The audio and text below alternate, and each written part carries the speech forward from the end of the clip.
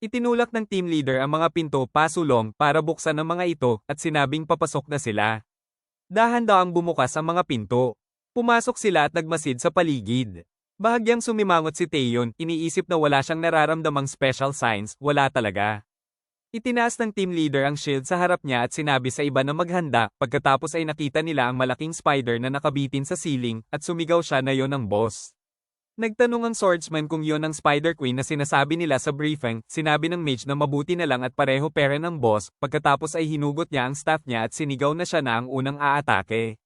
Nag-conjure siya ng lightning magic na itinapon niya pasulong. Tinamaan ng electric discharge ang lahat ng monsters. Ikinuyom niya ang kamay niya sa tuwa pero biglang lumaki ang mga mata niya sa gulat, nahulog ang bangkay ng Spider Queen, putol-putol ang katawan niya at nawawala ang kalahati ng abdomen niya, pero malinaw na hindi dahil sa attack ng mage ito. Pagkakita nito, kinabahan ng team leader at naisip, patay na ang boss. Wala pa siyang narinig na ganito dati. Napansin na may mali, sinabi niya sa team na aalis na sila, pagkatapos ay naramdaman nilang lahat ang powerful pressure na galing sa bangkay at nagtaka kung ano yun. Bumaba ang isa pang mas malakas na Spider Queen sa patay na Spider Queen, sumisigaw ng malakas at inilalad ang mga braso sa sides, tinatawag ang army niya. Ito ay rank A+ Arachna, siya ang queen na namumuno sa lahat ng klaseng spider-type monsters, may high intelligence at napakatuso, hindi nagre-reproduce, kundi sinasakop ang territories ng ibang monsters na pareho ang type at dinadagdagan ang army niya sa expense nila, kaya rin niya mag-share ng power sa mga minions niya. Ngumiti si Arachna, nakatingin sa mga natatakot na tao, pagkatapos ay iwinagayway ang matalas na paa niya para tapusin sila, pero biglang may nagliliyab na apoy na lumitaw sa daan niya.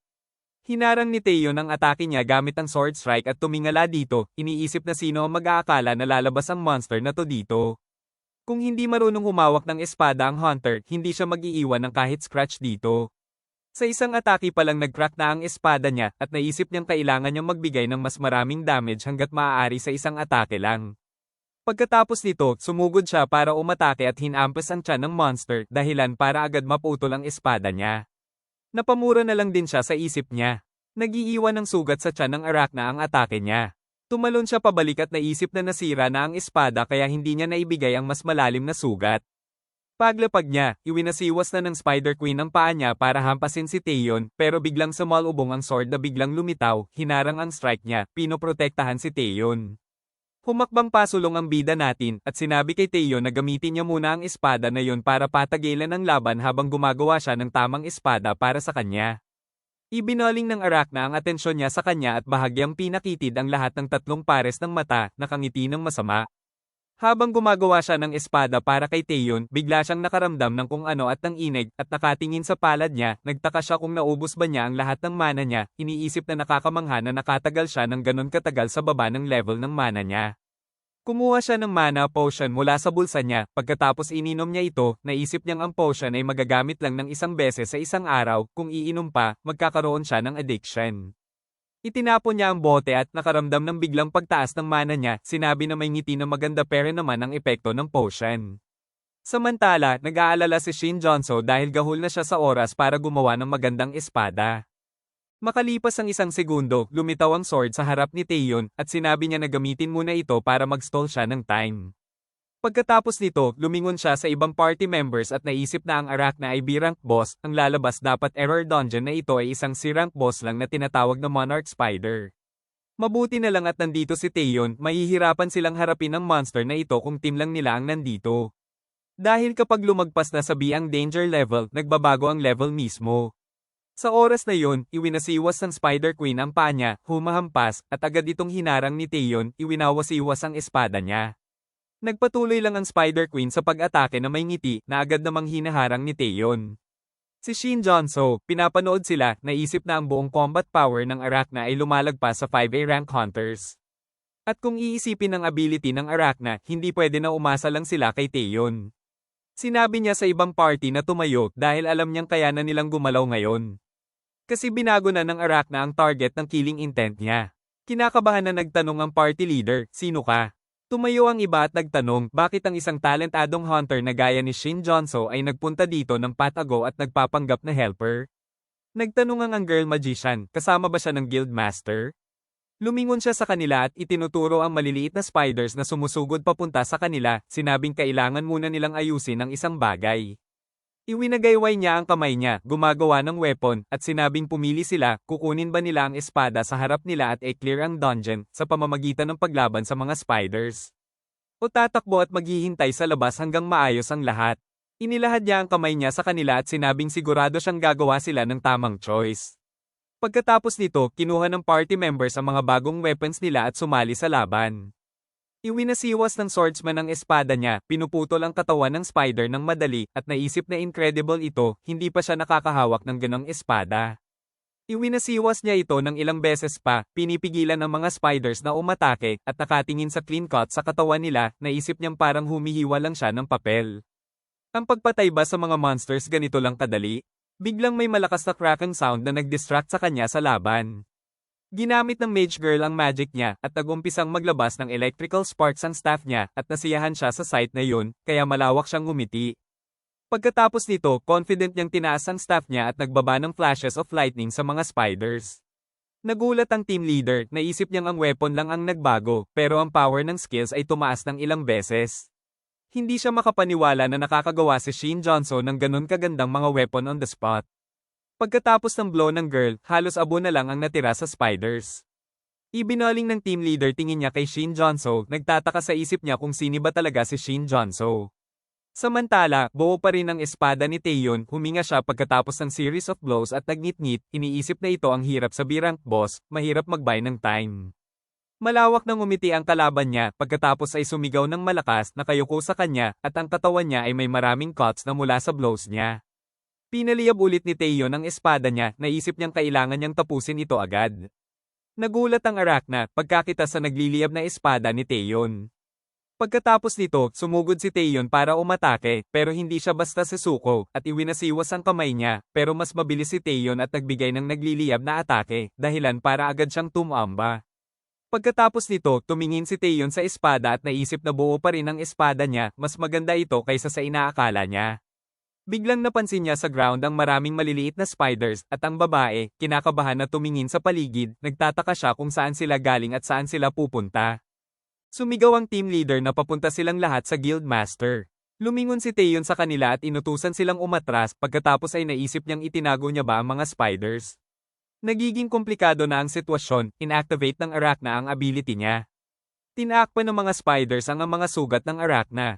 Ang mga spiders ay tuluyang tumakip sa sugatang katawan ng Arachna. Sinabi ni Taeyeon na isinakripisyo ng Arachna ang mga spider monsters para mabuhay siya ulit. Pagkatapos nito, gumaling ang lahat ng sugat sa ulo ni Arachna at tumingala siya sa kanyang kalaban ng nakangiti. Tinulak niya ang sarili mula sa ground gamit ang mga kamay niya para makatayo. Muli siyang tumayo sa harap ni Taeyeon na medyo kinakabahan.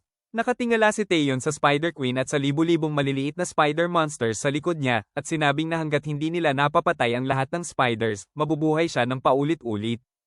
Inactivate niya ang skill at sumugod para umatake, iniisip na kailangan niyang dagdagan ng firepower niya para tapusin ang lahat sa isang atake. Biglang nag-crack ang espada niya, at napansin niya ito, nagmura siya ng malakas, at kasabay nito, sinabi ng bida na may ngiti na mas magaling siya kaysa sa inaakala niya. Tinaas niya ng bahagya ang kamay niya, gumagawa ulit ng weapon, at sinabing kahit ginawa lang niya ang espada na yun mula sa natitirang mana niya, hindi niya akalaing masisira talaga ni Taeyeon ang espada na gawa niya.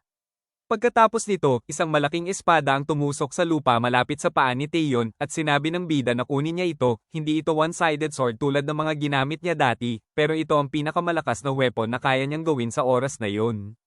Hinawakan ni Taeyeon ang espada at naisip na naramdaman niya agad, pagkahawak pa lang niya sa espada, naramdaman niya agad na sa espadang iito, kaya niyang talunin silang lahat sa isang atake lang. Agad na nagliyab ang espada sa kamay niya, agad nag-crack ang lupa sa sobrang lakas ng nagbabagang espada ni Taeyeon. Ngumiti siya at sinabing hindi siya masyadong familiar sa two-handed swords, pero parang bagay ito sa sitwasyon. Pagkatapos nito, hinugot niya ang sword mula sa lupa, at inilalagay ang lahat ng lakas niya para hawakan ito, nagngit-ngit siya at sumugod pasulong. Pagkalapit niya, iwinasiwas niya ang sword at nagbigay ng napakalakas na fire strike. Kinabahan ng Arachna at nagngit-ngit, at ang mukha niya ay lumiwanag sa flash of flame, na agad na tumusok sa katawan niya, at may malakas na explosion na narinig. Naisip ni Shin Johnson na ang explosion ay basic berserker skill, ito siguro ang unang beses na nagamit ito ni Taeyeon ng maayos. Nawawalan ng kontrol sa sarili ang isang berserker kapalit ng napakalakas na kapangyarihan, kaya malamang hindi niya ito ginagamit dahil mahirap i-handle ang risk na kasama ng pagkasira ng weapon. Samantala, ibinaba ni Teo ng espada niya at tumayo ng tahimik, pagkatapos ay nag-umpisang lumabas ang flame mula sa bibig niya, agad na sinundan ng malakas na pagsabog ng enerhiya na naglabas ng lahat ng apoy. Pagkatapos nito, unti-unting nagsimulang humina ang apoy at nagbuntong hininga siya, iniisip na delikado, kung hindi niya nailabas ang lahat ng power niya, mawawala ang katinoan niya. Tumingin siya sa nanginginig niyang kamay at naisip na ito ang pangalawang beses na nangyari ito mula nang mag-awakening siya, sa wakas nagamit niya ang skill na ito ng normal. Pagkatapos nito, tumingin siya kay Shin Jonso, iniisip na mali siya, hindi siya ordinaryong awaken, kapag nadiskubre ang ability niya, tatutok sa kanya ang buong mundo. Dahil sa isiping ito, nakaramdam siya ng uneasy, at nagdesisyon siyang tingnan ulit ang putol at sunog na katawan ng Arachna.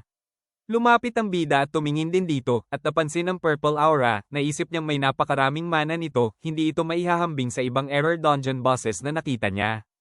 Lumingon siya kay Taeyeon at tinanong kung may naramdaman siyang kahit ano mula sa bangkay na ito. Sumagot si Taeyeon na hindi, patay na talaga siya, dahil pinatay na nila lahat ng spiders niya, hindi na siya mabubuhay ulit. Nalaman ng bida na kahit high rank ang hunter ay hindi kayang maramdaman ang mana na ito, kaya lumapit siya at nag-activate ang passive skill niya, kaya nag-umpisang gumalaw ang mana papunta sa katawan niya. Ang magic gauge ay tuluyang napuno at nag-report ang system na 150 units ng mana sa 100 ang kasalukuyang naipon, kung lumampas ang dami ng magic na nakolekta sa limit, makakatanggap siya ng reward. Nakatanggap siya ng bagong skill, Demonic Weapon Production. Ito ay active skill na gumagamit ng 100 units ng accumulated mana para gumawa ng weapons mula sa Demon World. Sa oras na ito, wala siyang demonic weapons na nakaimbak. Iniimbak ang mga ito pagkatapos gawin at pwedeng i-materialize ng hindi gumagamit ng additional mana. Magagamit niya ang skill na ito ng isang beses kada araw. Hindi niya maisip kung anong klaseng weapon meron ng Demon World, wala siyang memories ng Demon World, sayang at hindi related sa mana ang reward, pero hindi na rin masama, ang magic gauge ay nag-reset sa 50 units, at naisip niyang salamat sa Arachna, nakuha na niya agad ang kalahati ng required amount at parang dito na nagtatapos ang reward. Biglang pinutol ni Taeyeon ang mga iniisip niya, tinawag siya nito at sinabing may sasabihin ito sa kanya. Lumingon ang bida dito, nagtatanong kung ano ang problema, at sumagot ito na gusto nitong mag-sorry. Nagbaw ito sa kanya at sinabing kahit tumanggi na siya, patuloy pa rin itong humihiling na sumali siya sa guild na hindi dapat kahit yun pa ang trabaho niya bilang guild leader. Malinaw na hindi inaasahan ito, medyo nagulat si Shin Jonso at pumikit ang guild leader at sinabing gusto niya talagang mag-sorry dito. Naguluhan ng bida dito at nagtanong kung ano ang ginagawa nito bigla. Bitin ka ba? Pasensya na, hanggang dito na lang muna. Salamat sa panonood guys, sana nagustuhan nyo at please, like, share and subscribe para updated kayo sa mga bagong videos ko. Kung meron kayong mga suggestions na pwede ko ma-recap, comment them below. Salamat.